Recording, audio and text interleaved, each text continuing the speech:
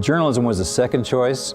Filmmaking was the first choice. And it started in high school as far as the writing for the newspapers and stuff like that. But I was also on a Dallas Morning News film board, a teen film board. And what I really wanted to do was make films, but it became a monetary issue. I thought I'd go ahead and instead of making films, I'd go ahead and write about them. When I was at Texas Tech, I went over to the Avalanche-Journal and proposed, since they really weren't doing very much in the way of film and theater and things like that, I proposed that I do that on a freelance basis for them.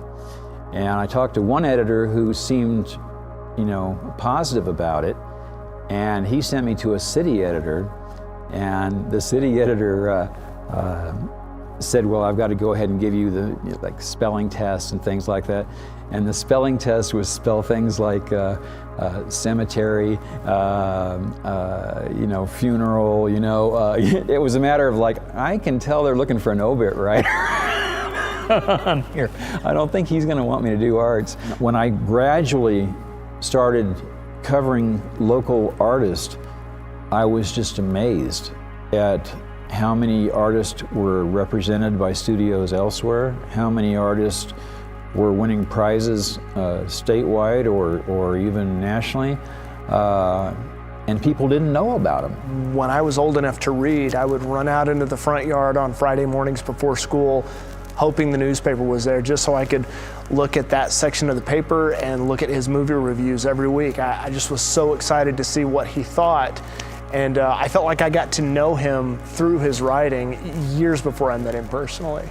I had seen Bill around a long time before I knew him. Someone had submitted a whole bunch of pictures to the AJ to be used in one of their articles, and one of mine was a kitten in shadows.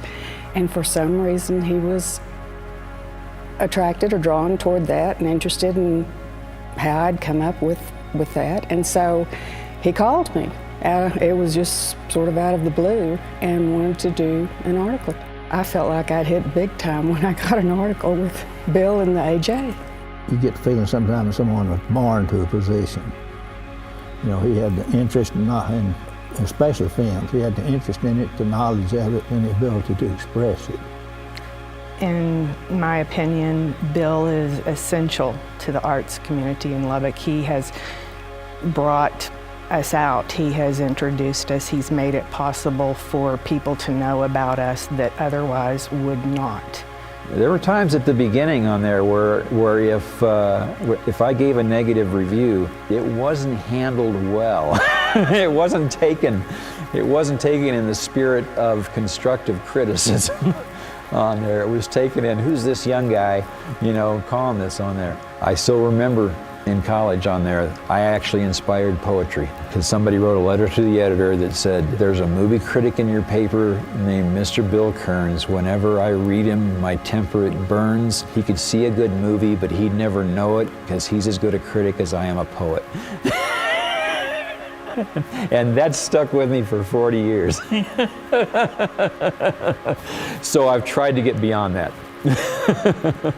What I would want to say to Bill is thank you. I would not be where I am as far as the community knowing about me and my art without him. I don't think the arts community in Lubbock will ever be able to repay Bill Kerns. Bill, I don't think there's anyone more deserving of this award than you. But the award is really for all of us because we've won for what you have done. There's not, to me, an evening or an award that can fully encompass what Bill Kerns has done for Lubbock, Texas. Being honored by Luca with this award was, it really caught me off guard. I feel humbled by it, and I feel I feel appreciated, and that's something that that doesn't come all the time.